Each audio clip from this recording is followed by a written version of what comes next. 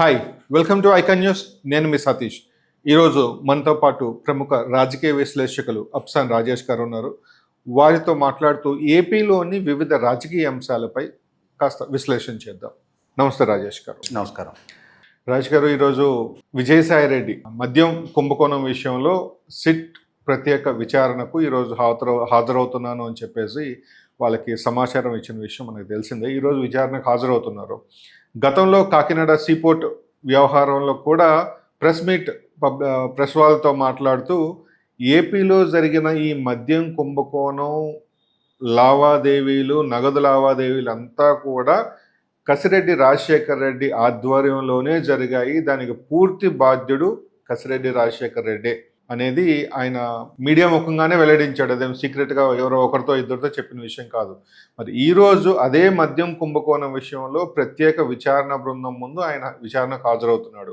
మరి దీంట్లో ఉన్న మిగతా పెద్దల పేర్లు కూడా విజయసాయిరెడ్డి వెల్లడించే అవకాశం ఏమైనా ఉందా? వైసీపీ నుంచి బయటకు వచ్చిన తర్వాత ఇప్పుడు పూర్తిగా ఫ్రీగా ఉన్నాను, ప్రశాంతంగా ఉన్నాను అని చెప్తున్నాడు. మరి ఈ పెద్దల పేర్లు కూడా బయటకు వచ్చే అవకాశం ఉందంటారా ఈరోజు? ఇప్పుడు వాస్తవంగా 5 సంవత్సరాల జగన్మోహన్ రెడ్డి గారి పాలనా హయాంలో చాలా వెల్ ఆర్గనైజ్డ్గా మద్యం కుంభకోణాన్ని నడిపించారు.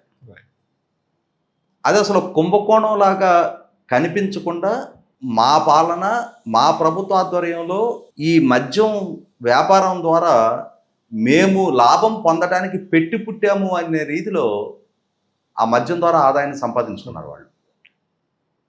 ఎందుకంటే ఇక్కడ గత జగన్మోహన్ రెడ్డి గారి పాలనకి ముందు అన్ని ప్రభుత్వాలు కూడా మద్యం వ్యాపారాన్ని ప్రభుత్వ ఆధ్వర్యంలో నిర్వహణ చేయలే. ప్రైవేటు వ్యక్తులకి షాపులు కేటాయింపు జరిగేది. వారు ప్రభుత్వం నుంచి మద్యం కొనుగోలు చేసి వాళ్ళ షాపులు అమ్ముకునేవాళ్ళు. కానీ జగన్మోహన్ రెడ్డి గారి ప్రభుత్వం ప్రైవేటు వ్యాపారస్తుల నుంచి మద్యం వ్యాపారాన్ని ప్రభుత్వ ఆధ్వర్యంలోకి తీసుకొచ్చి ప్రతి రూపాయి ఆదాయం ప్రభుత్వానికి రావాలని చెప్పని సంకల్పించింది. అంటే ప్రైవేటు వ్యాపారస్తులకి ₹1 కూడా ఆదాయం అన్నారు ఇక మద్యం ద్వారా దక్కే ఆస్కారమే లేదు, ఒక బార్ అండ్ రెస్టారెంట్లు తప్పిస్తే. కానీ ప్రభుత్వ ఆదాయం మాటున తమ సొంత ఆదాయాన్ని విస్తృతంగా పెంచుకున్నారు అని చెప్పని ఆనాటి నుంచి ప్రతిపక్షాలు ఆరోపిస్తూనే ఉన్నాయి. ఈ ఎన్డీఏ కూటమి ప్రభుత్వం అధికారంలోకి వచ్చిన తర్వాత వీళ్ళ ద్వారా జరిపిన విచారణలో అది రూఢీ కూడా అయింది. స్పష్టమైన సాక్ష్యాధారాలతోటి ఎవరెవరు పాత్రదారులు, ఎవరెవరు సొత్తదారులు, ఎవరు ఏ రోల్ ప్లే చేశారు, ఎంత డబ్బు చేతులు మారింది అనేది కొంత సమాచారం ప్రభుత్వం సేకరించగలిగింది. అయితే ఇక్కడ గమనించుకోవాల్సింది ఏంటి అంటే, కొంత సమాచారాన్ని సేకరించుకోగలిగారు, కానీ ఆ సమాచారాన్ని బేస్ చేసుకొని అసలు అంతిమ లబ్ధిదారులు ఎవరు అనేది నిర్ధారణ జరగాలి అని అంటే ఖచ్చితంగా లోతైన విచారణ జరగాలి. లోతైన విచారణ జరగాలి అని అంటే పూర్తి సమాచారాన్ని ప్రభుత్వం దగ్గర రివీల్ చేయగలిగే వ్యక్తులు ఎవరో ఒకళ్ళు అప్రూవర్గా మారాలి. మనం వివేకానంద రెడ్డి గారి హత్య కేసు చూసాం. ఆ హత్య కేసులో హత్య జరిగిన సంఘటన, ఆ ప్రాంతంలో ఉన్న సర్కమ్స్టాన్షియల్ ఎవిడెన్సెస్ మొత్తాన్ని ట్యాంపర్ చేశారు. బాడీని కడిగారు, కుట్లేశారు, కట్లు కట్టారు, అక్కడ ఉన్న రక్తపు మడుగులన్నీ కడిగేశారు. అంటే ఉద్దేశపూర్వకంగా సాక్ష్యాధారాలు చెరిపేశారు. కానీ అంతిమంగా ఆ కేసులో ఎవరు సొత్తుదారులు, పాత్రదారులు అనేది ఎట్లా నిర్ధారణ అయింది? ఆ కేసులోనే ఇన్వాల్వ్ అయిన దస్తగిరి అయిన అతను సొంతంగా నేను చేసిన తప్పు అని రియలైజ్ అయ్యాడా, లేదు అందులో ఇన్వాల్వ్ అయిన వ్యక్తుల మధ్య ఏదైనా అంతర్గత విభేదాలు వచ్చి నేను చట్టానికి లొంగిపోయినా పర్వాలేదు, చట్టం దగ్గర నేను అప్రూవర్గా మారినా పర్వాలేదు, వీళ్ళ సంగతి తేలుస్తా అనే ఉద్దేశంతో అతను అప్రూవర్గా మారాడు అనేది అప్రస్తుతం. కానీ అతనైతే అప్రూవర్గా మారాడు. మేజిస్ట్రేట్ గారి ముందు ఇచ్చిన 164 స్టేట్మెంట్లో అసలు సొత్తదారులు ఎవరు, ఎంత డబ్బు ఇన్వాల్వ్ అయింది, తనకెంత డబ్బు ముట్టింది, ఆఖరికి అతని దగ్గర డబ్బు కూడా సిబిఐ రికవర్ చేసుకుంది. అంటే ఇక్కడ కోట్ల రూపాయల నగదు చేతులు మారటం ద్వారా ఒక హత్య జరిగింది అనేది అతను అప్రూవర్గా మారటం ద్వారా నిర్ధారణ అయింది. అప్పటి వరకు జగన్మోహన్ రెడ్డి గారికి రాజకీయ ప్రత్యర్థులైన చంద్రబాబు నాయుడు గారికి ఆపాదిస్తా జగన్మోహన్ రెడ్డి గారు, వాళ్ళ కుటుంబం, వాళ్ళ మీడియా, వాళ్ళ సోషల్ మీడియా చాలా విస్తృతంగా దాన్ని ఎన్నికల్లో ప్రచారాస్త్రంగా వాడుకున్నారు. కానీ అసలు సొత్తదారులు వీళ్ళంటా అని చెప్పని నిర్ధారణ చేయగలిగింది సిబిఐ అని అంటే దానికి సహకరించింది దస్తగిరి. అంటే లోగుట్టు పెరుమాళ్ళకెరుక అని చెప్పని ఆ లోగుట్టు తెలిసిన ఎవరో ఒకళ్ళు ఖచ్చితంగా విచారణకు సహకరిస్తారు.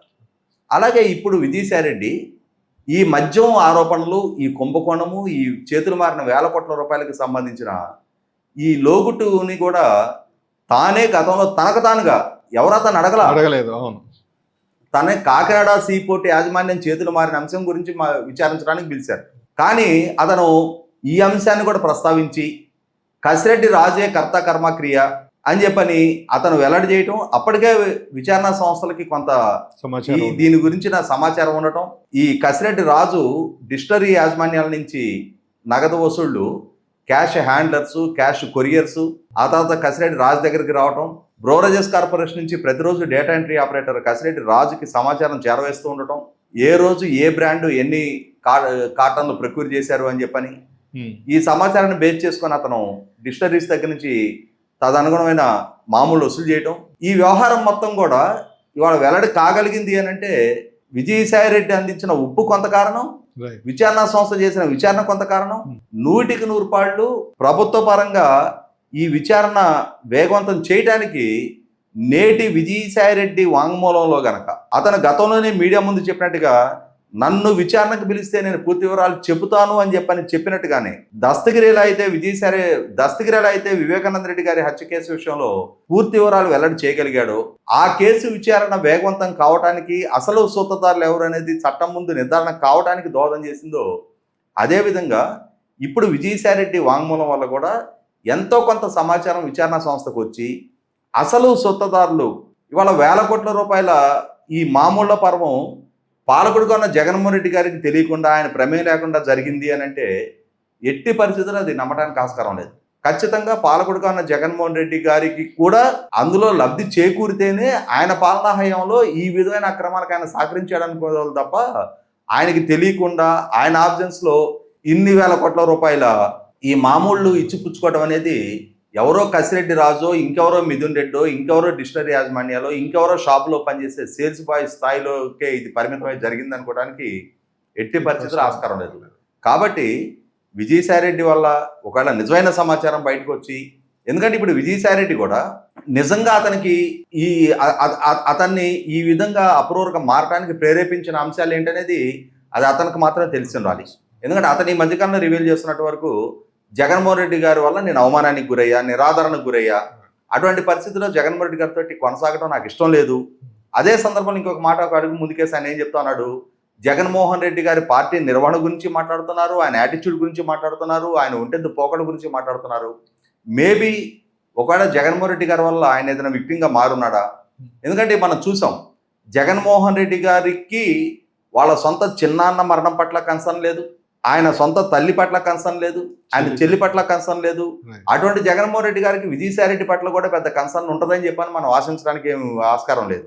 అటువంటి ఒక విక్టిమ్గా జగన్మోహన్ రెడ్డి గారి వల్ల ఏదైనా బాధితుడిగా మారుండి ఆ ఆక్రోశాన్ని వెలుపుచ్చుతూ నాకున్న సమాచారాన్ని జగన్మోహన్ రెడ్డి గారిని ఇబ్బంది పెట్టడానికి నేను ఉపయోగిస్తాను అని చెప్పని ఒక కసి పట్టుదలతో ఒకవేళ విజయసాయి రెడ్డి కనుక ముందుకొచ్చి వాళ్ళ సమాచారాన్ని విచారణ సంస్థలకు రివీల్ చేస్తే end of the day 100% YCP party, YCP నాయకత్వం సూపులో పట్టడం మాత్రం ఖాయం. Thank you so much Rajesh garu, మీ అమూల్యమైన అభిప్రాయాన్ని తెలియజేసినందుకు. So that's it for today friends. మరోసారి మరో విశ్లేషణతో మళ్ళీ కలుద్దాం. అంతవరకు మీ సతీష్.